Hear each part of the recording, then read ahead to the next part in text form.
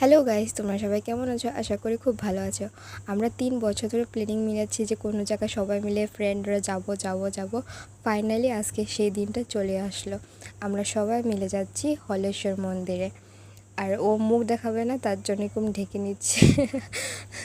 আর এত ঠেপাঠেপি হয়েছে বসার জন্য গাইস, কি বলবো।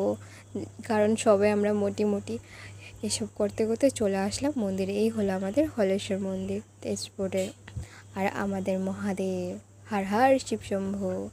আর দেখো গাইস, ফটো ওঠানোর জন্য কত কষ্ট, কোথায় বসতে হয়, গড়াতে হয়, শুতে হয়, তাহলে ভালো একটা ফটো আসে। যাই হোক, প্রসাদ খেয়ে আমরা চলে গেলাম পার্কে। এই হলো আমাদের কোল পার্ক তেজপুরের। তোমরা আসো, ঘুরে যাও গাইস। আর খাওয়া দাওয়া করলাম, একটু টাইম কাটালাম ফ্রেন্ডের সাথে, তারপরে বাড়ি। টাটা।